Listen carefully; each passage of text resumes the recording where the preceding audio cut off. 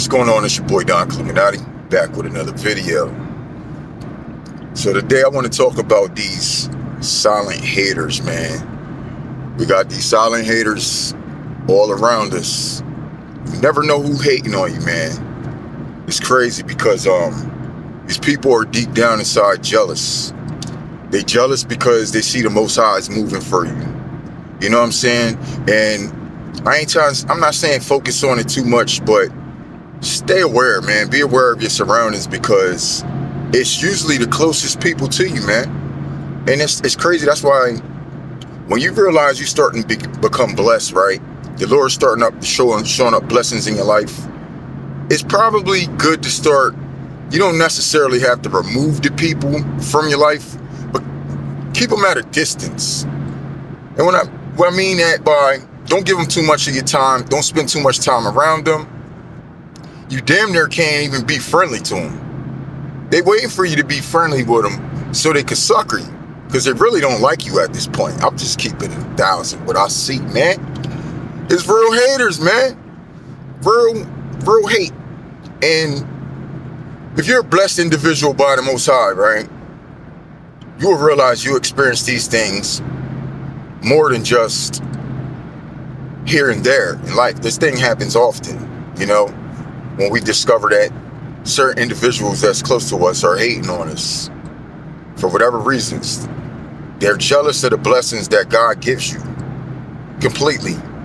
But what they don't want to do is be obedient to the Most High. But they see you being obedient. They see you spreading the word. They see you thanking God, giving God all the praise, all the glory, telling them how he's showing off and showing up in your life, right? By making things good. But that's so bad to them because they choose not to be righteous amongst the Most High, but then they turn around and choose to be jealous over the children who are being obedient to the Most High. So you're gonna have to ignore these people, man. You gotta, you gotta have them kind of like, if they're in your life, but not in your life, don't tell them no more of your business at all. Don't even let them know what you're doing. You know when they say don't let your left hand know what the right hand is doing? Everybody's becoming a left hand right now. You can't let nobody know what you're doing. Like nobody. Because you're gonna start creating haters. Because there was once not a hater. Now all of a sudden, they mad. And when we talking about the kind of jealousy that people will want to end your fucking life for, dog. Yo, real talk. And you just never know. But because a lot of people out here want to be you, dog. They want you. They want to be you. They don't necessarily want you to have your life that you have. They don't want you to be in good graces with the Most High. They rather be them. But they don't want to be able to serve him at the same time. They want to be able to go out here and enjoy the world, do all this other nonsense, speak bad about the Most High, tell you how it's so boring to live that life, but sit there and then envy the same life that God gave you. It's a oxymoron. It's an oxymoron. It's like, dog, you want to be blessed, then get on your 10 toes, man, and start doing what the Lord asks you to do. He giving you a chance to see the folks. He giving you a chance to see the people to telling you how to do it. Be patient, be obedient, share them scriptures, get out here and put in work. But now they don't want to do that. They spend more energy hating and being jealous of you, thinking about you, right? More than they put in the energy for what the Most High wants them to do. And the thing is about these people, they know they need to do what they need to do. They just won't do it. So here it is. They lazy and they hating on people who got faith and work. And see, faith without works is dead. You can sit there and you can tell me how much you serve the Most High and this, that, and the third. Or you love the Lord and all this, that, and the third. You can talk about God all you want. But if you ain't putting in no work, how the hell is the Lord supposed to judge you off your fruits? How are we supposed to judge you individuals off the fruits that you bear? Now, A person who's going out there and putting in the work for the Most High, save your judgment. The Bible speaks on don't judge your brother, right? You're not supposed to judge your own brother, especially in front of other individuals, when he tells you that it's more of the world out there who you need to be speaking to. So when you see your brother fall a little bit, or you may see that he might need to tighten up a little bit, it's not good to judge him, especially when you can clearly see that he's putting in the work for the Most High. Now, stuff like this is going on the YouTube streets right now. You feel me? I ain't putting no names out there, but y'all know for the most part who it is, right? So you see one person putting in work and you see another person just talking, sowing discord into the brethren, into the community. That's jealousy. And more than likely, those type of people, even though they may have things, they hate you because of something that they want that they don't have. And it could be different things. It may not always be money, material things. It may be courage. It may be the ability to not be distracted. It may be patience. It may be humbleness. It may be a lot of other things that these people who seem like they up and they still hate on you, well, it's because you got a gift of gold there. You got the kind of gold that they don't have. You understand what I'm saying? So they can see that you're more valuable without these things that they have to make, that they have to hold on to validate them. And they can see that you could be the same person. You still hold value, even if you don't have the same things they have, even if you have less. You're still a value. You're still walking around with your head up, being an upright and upstanding person, right? You see, they can't do that because when they're in the same situations, they're completely broken down and they don't have the strength. People really hate on that. They hate on strength. They hate on confidence. They hate on motivation. They hate on ambitious people. If that's what you are, that's great. But just understand it's always going to be haters. But the worst part about it is a lot of them are very close to you. And the other worst thing about it is you don't necessarily know who they are or who they're going to be. So keep your eyes open, man. Keep your surroundings well checked. And don't let nobody in on your business. It's best to make it look like you got many things going on, but they don't necessarily have to know what you're doing. Because let me tell you about these people who really hate on you.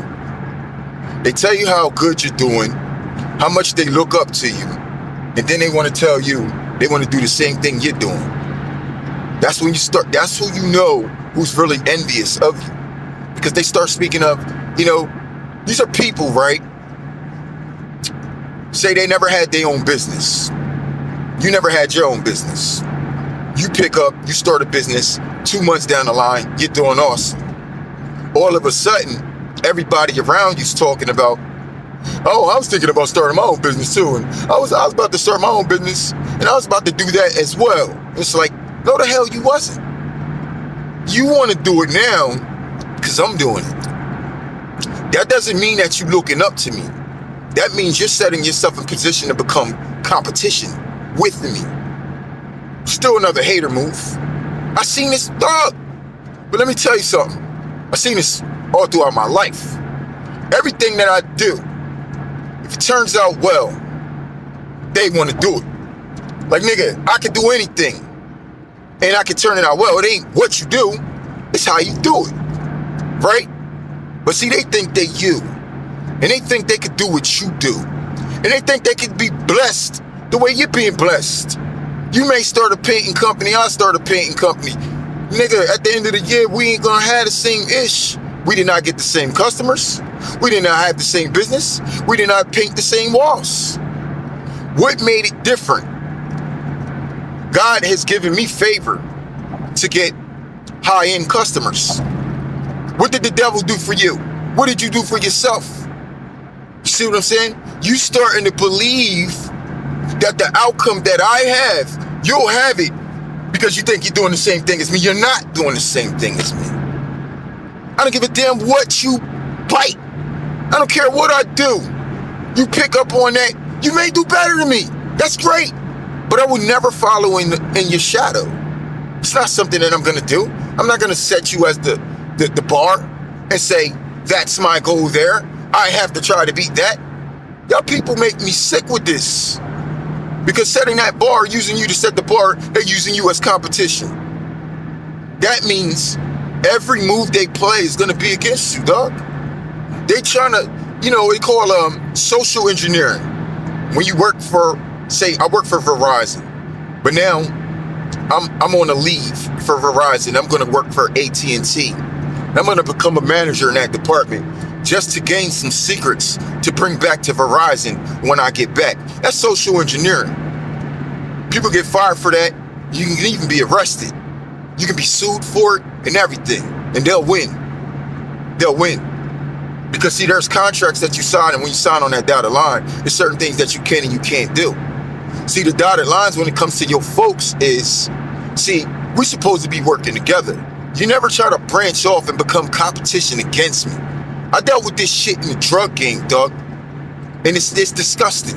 It's a very disgusting work, right?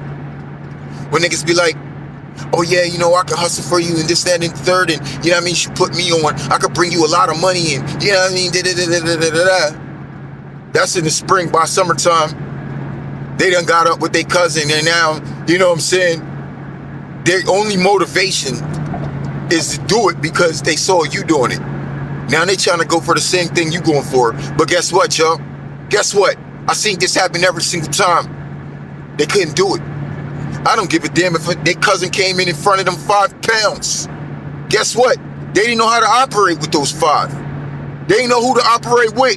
Niggas is getting locked up, all kind. You losing money, all kind of stuff. You don't know what's going to happen to them at the end of the day. So you should never become worried when you see them rising themselves as competition against you, because that's what these haters is going to do. It's never going to work out for them. The Lord is not going to play in their favor, dog. It doesn't matter what you do. If you following the Most High and you put Him first, everything that you touch turns into gold. They trying to figure out how. Is it what He's choosing to do? Oh, it's because He's doing that. If I do that, then I'll have the same outcome. It's no, the hell you ain't. No, the hell you're not. I can literally stop doing that, put my hands up for 3 months, I'll be still straight. You'll be trying to figure it out. How? Can you do that? No.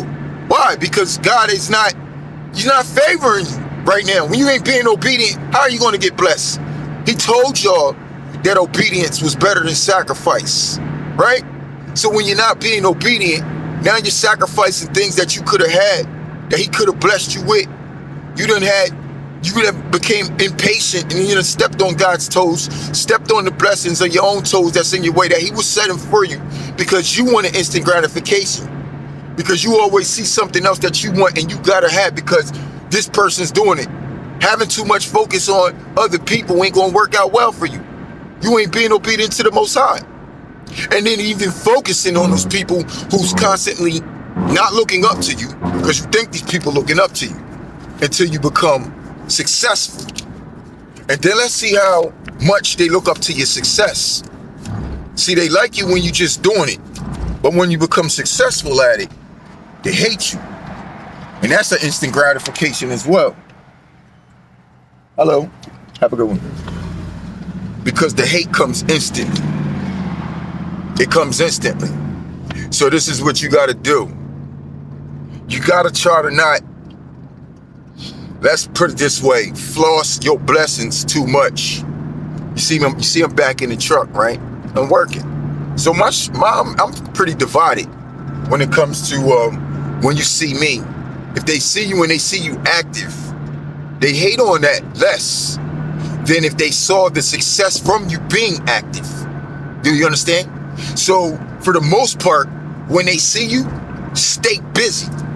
When they try to come up and talk to you, you gotta go. You got shit to do. I know it seemed like a very isolated type of lifestyle, but if you stay around long enough, it'll cause your mother, father, sister, brother to hate you. This is why the Bible says, if you love mother, father, sister, brother more than me, you ain't worthy of me. Why? Because you ain't worthy of the things He can even bless you with. Because you got wolves in your circle. Haters, scoffers, trolls, devils, right around you, in your bloodline. a part of your genetics. Sometimes you hate on your own self and you don't even know it. Because the flesh gets weak and then it starts to stop you from things that the Most High is trying to put in your life. And even you screw it up half the time. Half the time. So half the time when you ain't playing against yourself, being impatient, unhumble, your instant gratification, all these different things, right? Then you got the haters to worry about. Family, friends, close associates, people you have to work with. You understand what I'm saying? So these things don't make it that much better for you when it comes to maintaining the blessings. Because if you're trying to maintain the blessing and you're still amongst the swine, do not cast your pearls among swine. But another thing, don't bring your pearls around them either. You could be a whole pearl, all in yourself. That means keep those bastards away from you, right? All this should be real simple facts because we being able to peep all this stuff, right, in life. Some can peep it more than others. But when you ain't aware of your surroundings, you could get rocked like P and B. You feel me? You got to keep your eyes open. You never know who hating on you. And the secret to keeping success is staying solo for the most part. You can interact and engage with others, but you can't build that bridge with them. You can't make a real connection with them. Because most people are only really trying to be connected to you to steal your light. You're like a surge protector for them. They feel like as long as they plugged into you, they got the wattage. They can feel the votes. And if anything bad happens, you'll go down before they do. But as long as they're connected to you, no serious damage will come to them. That's what they feel like you are. But nah, nigga, it don't work that way. It don't work that way. You can't plug into our sockets. You're going to have to go plug into the source of the main power on your own. So when you fuck up, your device is destroyed. I'm built for a certain thing. I'm built for people to connect with me and work with me because of me. Yeah, but you're never plugged up to just utilize me as the main source of power. Because if I'm unplugged from the main source, then what do you got? See, I don't want to believe that I'm plugged up to the main source. So what is it?